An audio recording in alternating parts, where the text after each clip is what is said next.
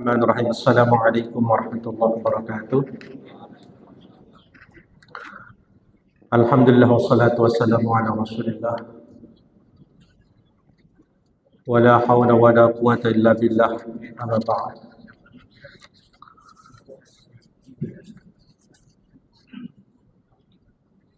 Jamaah sekalian yang sama-sama dimuliakan oleh Allah Subhanahu wa taala. Atasan yang saya hormati, kita bersyukur kepada Allah Subhanahu wa taala. Alhamdulillah, di tempat yang mulia ini kita bisa bermuajahah, kita bisa bertemu dalam rangka melaksanakan ibadah kepada Allah Subhanahu wa taala. Hari ini saya diperkenankan oleh pengurus masjid untuk menyampaikan satu kajian tentang hal yang saya kira ini penting buat kita sekalian. Sebelumnya mari kita bersyukur kepada Allah Subhanahu wa taala atas segala limpahan karunia dan rahmatnya.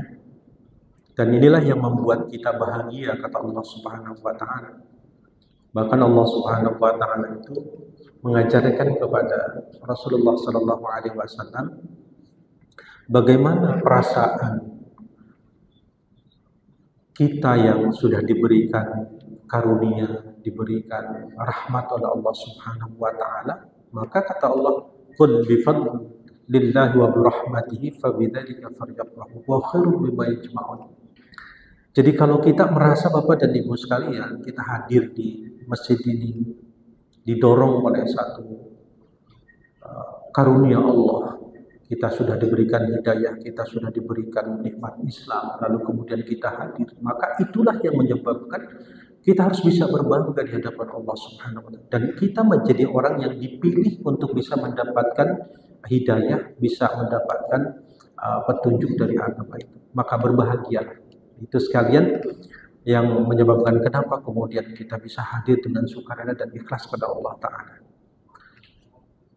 Bapak dan saudara-saudara sekalian, ada satu tulisan yang dikarang oleh seorang ulama besar. Beliau di Mekah. Bahkan beliau selain dikenal sebagai seorang ulama yang alim, juga dikenal sebagai seorang sastrawan. Ada tulisannya. Di dalam tulisan itu beliau menyampaikan, nahnu lasna sakanal asli li hadzal kawaqibil ard. Jadi beliau ingin menyatakan bahwa sebenarnya kita ini bukan penduduk bumi yang asli. Nahnu lasna sakanal asli hadzal kawaqibil ard. Jadi beliau memulai kalimat itu dengan sebuah statement bahwa kita umat manusia itu bukan penduduk bumi asli. Beliau mengatakan begitu. Lalu pertanyaannya,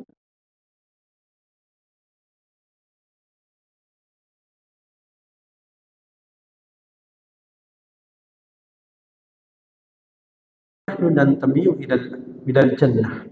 Kita itu sebenarnya penduduk asli surga. Kenapa bisa begitu? Beliau mengatakan sebuah alasan. Haitsu kana abuna Adam alaihissalam yaskunu bil bidayah. Karena dulu kata beliau, nenek moyang kita itu diciptakannya di surga dan menempati surga. Itulah kenapa kata beliau bahwa kita ini bukan asli penduduk bumi. Lalu kemudian kita menyatakan bahwa kita itu adalah aslinya adalah ada makhluk Allah yang diciptakan dan kemudian mewarisi surga itu karena memang nenek moyang kita itu Nabi Adam alaihissalam itu diciptakan dan pernah tinggal di bumi. Lalu kemudian karena ada satu hal, kemudian kita juga turun ke bumi. Kalimat ini, Bapak dan saudara-saudara sekalian, ini uh, mengulas kembali tentang atau flashback kembali tentang bagaimana kemudian awal penciptaan kita sebagai manusia, terutama pada awal penciptaan Nabi Ibrahim alaihissalam. Lalu kemudian alasan itu, lalu kemudian kita turun ke bumi. Bahkan beliau menyatakan, lakinna nazzalna hadza muaqqatan. Gitu. Lalu kemudian kita turun ke bumi atau dilahirkan di bumi, ya. Nahnu nazzalna hadza muaqqatan.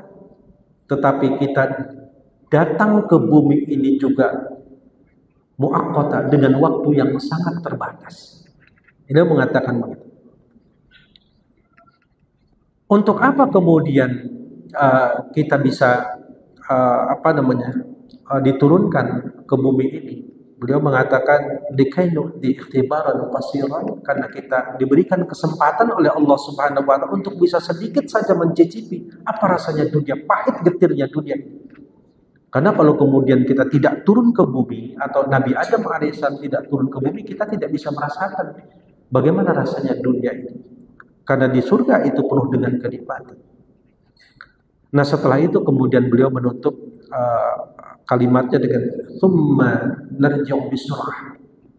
Lalu kemudian Nabi Adam diciptakan di surga, kita menjadi bagian dari makhluk yang memang asalnya dari surga turun ke bumi, kita kemudian ke dunia ini untuk sedikit merasakan. Tsumma narji'u bisur'ah, lalu kemudian kita pun akan pergi dengan waktu yang sangat singkat. Jadi ternyata Bapak dan Ibu sekalian, usia dunia ini bagi kita, atau kita diberikan kesempatan untuk mencicipi rasa dunia ini surah, begitu cepat.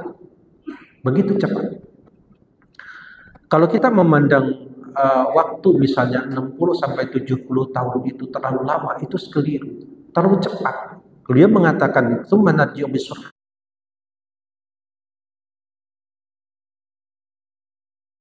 Kata beliau, kita juga akan pergi. Kemana kita pergi?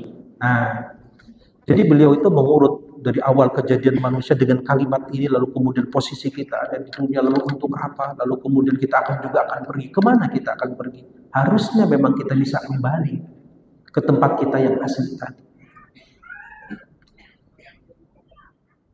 Kenapa beliau mengatakan bahwa waktu di dunia itu begitu cepat? Beliau mengatakan, kalau kita mengutip hadis Rasulullah Shallallahu Alaihi Wasallam itu kan kita hanya diberi usia itu kurang lebih antara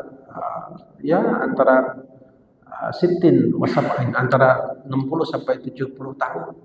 60 sampai 70 tahun tuh bisa kita rasakan. Rasanya kita juga masih ingat ketika kita masih di SD.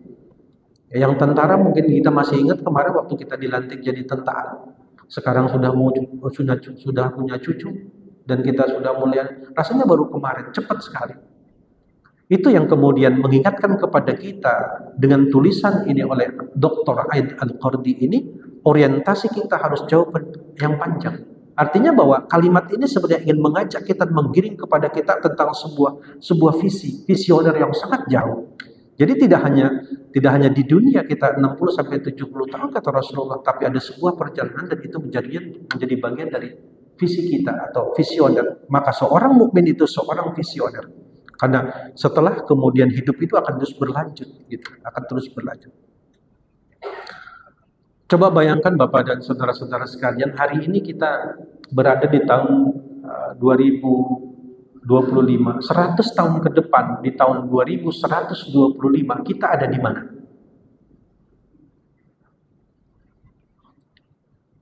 Tentu kita tidak atau harus memastikan bahwa siapa saja yang hadir di sini, yang kemudian kita yang hadir di masjid ini mendengar ceramah atau mungkin kajian ini mungkin sudah tidak ada di dunia.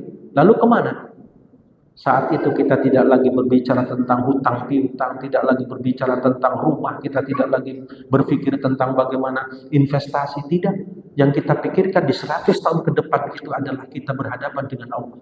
Itu. Maka Aid Al-Qardi ini mengatakan tsumma narji'u bisur'atin. Ingat, beliau mengatakan cepat sekali. Ini kira-kira gambaran kita. Ada sebuah perhitungan waktu yang barangkali mungkin bisa kita menjadikan ini sebagai sebuah perenungan. Ada sebuah jurnal yang diterbitkan oleh Ottawa University. Jadi di Kanada itu ada sebuah jurnal, mereka ingin tahu usia dunia ini sebenarnya sudah berapa tahun. Ada yang bisa jawab? Maka dilakukanlah penelitian, beberapa kali penelitian. Universitas yang sama sebelum yang terakhir mengatakan bahwa usia dunia ini sudah sekitar 18,27 miliar tahun. Itu sebelum dirilis. Kemudian kemarin Bapak dan saudara-saudara sekalian di sekitar bulan Mei di tahun 2023 ternyata kemudian dilakukan penelitian lagi. Setelah ditemukannya bintang purba, maka disimpulkan oleh penelitian itu, maka universitas atau Ottawa University itu merilis sebuah jurnal hasil penelitian itu, dan dia mengatakan usia bumi, usia dunia dan alam semesta ini sudah 26,7 miliar tahun. Mungkin kita bisa lihat di internet itu hasil jurnal itu. Lalu kemudian kalau kita bisa membayangkan 26,7 miliar tahun berapa panjangnya, dan bisa kita bayangkan betapa panjang waktu di belakang kehidupan kita. Coba bayangkan 26,7 miliar tahun ketika Allah ciptakan bumi ini, usianya sudah sedemikian rupa. Kalau kita dibandingkan dengan usia kita 70 atau 60 sampai 70 tahun, masa itu tidak akan terlihat kecil sekali. Maka masa yang kemudian kita gambarkan sebagai masa dari mulai terciptanya alam semesta ini sampai hari ini, yang kemudian kita tidak bisa membayangkan betapa panjangnya waktu itu disebut dengan masa tak terhingga. Susah untuk menghitungnya, 26,7 miliar tahun. Bagaimana itu bisa menjadi bagian dari alam semesta ini, dan kemudian juga kita menjadi bagian dari dunia.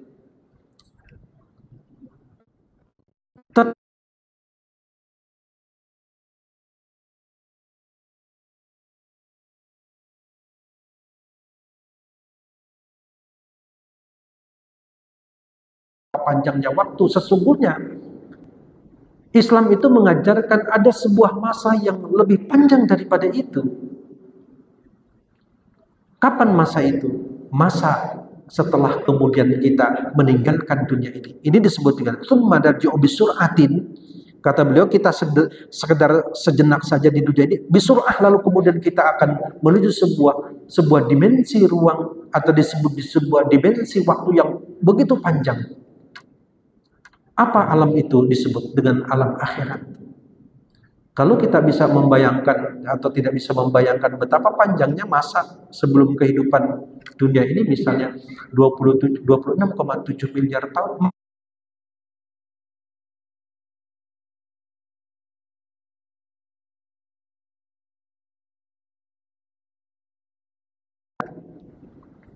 Oleh karena itu Bapak dan saudara-saudara sekalian, Allah mengingatkan innalladzina amanu wa 'amilus sholihati ulaika hum khairul bariyah jazaohum 'inda rabbihim jannatu 'adnin tajri min tahtiha al-anhar khalidina fiha abada. Jadi kalau masa disebut dengan masa tak terhingga itu 26,7 miliar tahun.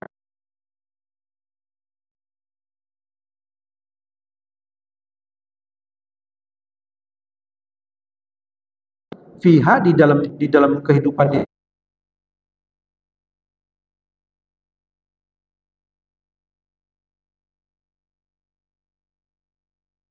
kekal selama-lamanya, dan itu akan menjadi bagian dari kita. Pasti kita akan menjadi bagian.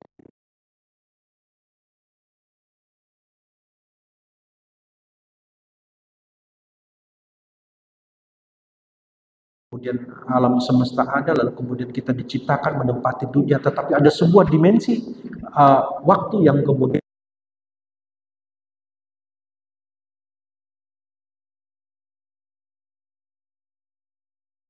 diri kita masing-masing untuk bisa memastikan bahwa kita akan kembali. Tsumma narji'u bisur'ah, itu akan kembali. Oleh karena itu maka beliau juga mengingatkan kepada kita sekalian, mada turidu fi tuli hayatik, Lalu kemudian kalau kita melihat itu, lalu kemudian apa sih sebenarnya yang kamu inginkan selama perjalanan waktu di dunia yang kata Rasul itu hanya 67 atau 70 tahun itu? Maka Al-Quran kemudian mengingatkan kepada kita tentang bagaimana kemudian di sela-sela itu kita harus menjadi makhluk atau menjadi orang yang bertanggung jawab di hadapan Allah untuk bisa memastikan bahwa kita akan kembali ke tempat asal kita, mudik ke tempat asal kita, pulang kampung asli, karena asli kita itu sebenarnya di surga itu. Oleh karena itu maka Bapak dan saudara-saudara sekalian, Al-Quran itu, surat Fussilat itu, ayat 22 itu mengingatkan kepada kita sekalian tentang bagaimana kita harus bisa mengawal diri kita dengan sebuah tanggung jawab yang sangat besar. Sebab kenapa? Karena semuanya jejak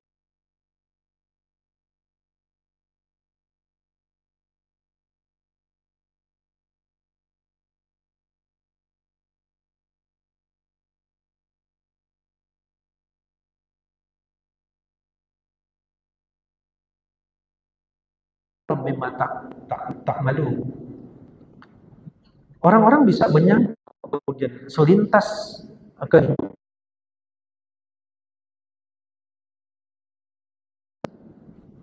nggak bisa. Untuk bisa kembali ke kampung halaman kita yang asli, kata Aid Al-Qarni itu, untuk bisa kembali ke surga itu, maka kita membutuhkan sebuah pengawalan terhadap diri kita untuk menjadi pribadi-pribadi yang tanggung jawab. Untuk membersihkan diri kita agar kemudian kita bukan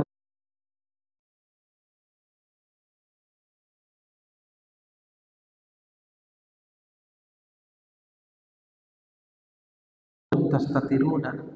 Kita sama sekali tidak bisa kuasa untuk bisa menutupi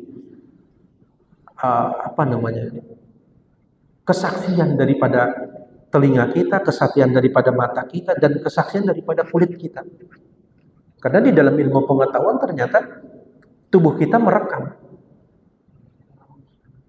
Semua merekam. Jadi kata Allah Subhanahu wa taala nanti satu ketika, Allahul ladzi antaqa kullasyai. Kalau Allah suruh berbicara tentang telinga kita, maka mulut kita tidak bisa berbicara, tangan juga kita tidak berbicara. Semua akan menjadi saksi. Dan semua itu melekat di dalam jejak tubuh kita. Sama seperti orang barangkali mungkin kenapa rambut itu bisa mendeteksi kelakuan kita. Ya, darah juga bisa mengecek tentang bagaimana kemudian jejak kita. Sama, seluruhnya juga bisa. Bahkan kulit, kata Allah Subhanahu wa taala, itu akan berbicara. Dan saat itu kita tidak bisa berbohong di hadapan Allah Subhanahu wa taala. Wa ma kuntum tastatir. Kamu nggak bisa menutupi dari kesaksian telinga kita, kesaksian mata kita, bahkan kulit kita ini kalau dideteksi itu nanti berbicara.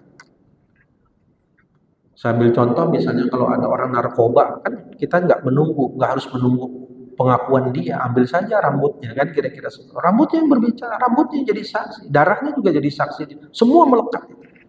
Yang kita harapkan beliau adalah mengingatkan kepada kita bahwa ada sebuah dimensi waktu yang nanti akan kemudian kita akan jalan, dan pasti kita akan menjadi bagian dari itu. Jadi tulisan ini Bapak dan Ibu sekalian itu ditulis oleh Dr. Aid Al-Qarni, itu seorang ulama yang alim tetapi juga sastrawan, dan mengingatkan kepada kita tentang masa lalu, masa hari ini, dan masa depan yang sangat panjang.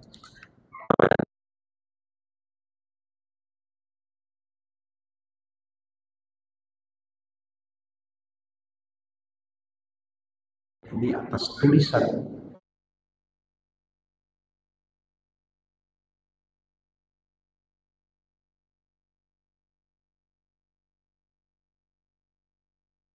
bagaimana bisa pulang kampung itu,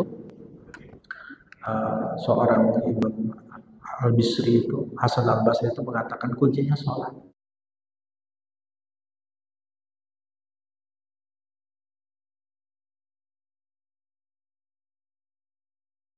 Apabila kamu menganggap remeh sholat itu, lalu apa yang paling hebat? Nggak ada, kata beliau itu. Famalladhi ya'izu 'alaika biqadri ma tata'addala sholataka tata'addala. Kalau kamu sholat, maka sesungguhnya engkau sudah menyiapkan untuk masa depan untuk bisa kembali. Demikian Bapak dan Ibu sekalian, mohon maaf bila ada hal-hal yang kurang. Terima kasih. Saya akhiri. Assalamualaikum warahmatullahi wabarakatuh.